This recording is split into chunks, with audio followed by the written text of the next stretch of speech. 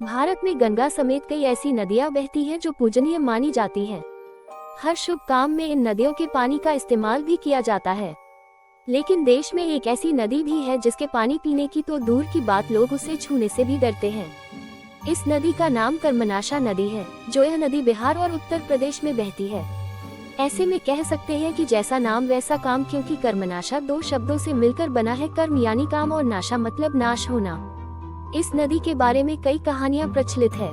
कहा जाता है कि प्राचीन समय में कर्मनाशा नदी के किनारे रहने वाले लोग इसके पानी से भोजन बनाने से भी परहेज करते थे और फल खाकर गुजारा करते थे। लेकिन इस नदी से जुड़ी दिलचस्प बात यह है कि आखिर में यह नदी गंगा में जाकर मिल जाती है। आखिर इसे शापित क्यों माना जाता है, चलिए आपको बताते हैं। बता दें कि कर्मनाशा नदी बिहार के कैमूर जिले से निकलती है और उत्तर प्रदेश में बहती है। ऐसे में यह नदी बिहार और यूपी को बांटती भी है। कर्मनाशा नदी उत्तर प्रदेश के सोनभद्र, चंदौली, वाराणसी और गाजीपुर से होकर बहती है। माना जाता है कि इस नदी का पानी छूने से बने बनाए काम बिगड़ जाते हैं। इस नदी की लंबाई करीब 192 किलोमीटर है।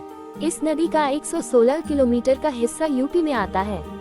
एक पौराणिक कथा के अनुसार राजा हरिश्चंद्र के पिता सत्यव्रत बेहद पराक्रमी थी। उनके गुरु थे वशिष्ठ। अपने गुरु वशिष्ठ से सत्यव्रत ने एक वरदान मांगा। उन्होंने गुरु वशिष्ठ से सशरीर स्वर्ग में जाने की इच्छा व्यक्त कर दी, लेकिन गुरु वशिष्ठ ने मना कर दिया। इसके बाद सत्यव्रत नाराज हो गए और अपनी यह विश्वामित्र के पास व्यक्त की। विश्वामित्र ने वशिष्ठ से शत्रुता के कारण राजा सत्यव्रत की बात मान गए और उन्हें स्वर्ग भेजने के लिए तैयार हो गए। विश्वामित्र ने अपने तप के बल पर यह काम कर दिया। इसे देख इंद्र क्रोधित हो गए और उन्हें उल्टा सिर करके वापस धरती पर भेज दिया। विश्वामित्र ने हालांकि अपने तप से राजा को स्वर्ग और धरती के बीच रोक दिया। ऐसे में सत्यव्रत बीच में अटक गए और त्रिशंकु कहलाए। कथा के मुताबिक देवताओं और विश्वामित्र के युद्ध के बीच त्रिशंकु धरती और आसमान में उल्टे लटक रहे थे। इस दौरान उनके मुंह से तेजी से लार टपकने लगी और यही लार नदी के तौर पर धरती पर प्रकट हुई। माना जाता है कि ऋषि वशिष्ठ ने राजा को चांडाल होने का शाप दे दिया था और उनकी लार से नदी बन रही थी, इसलिए इसे शापित कहा गया।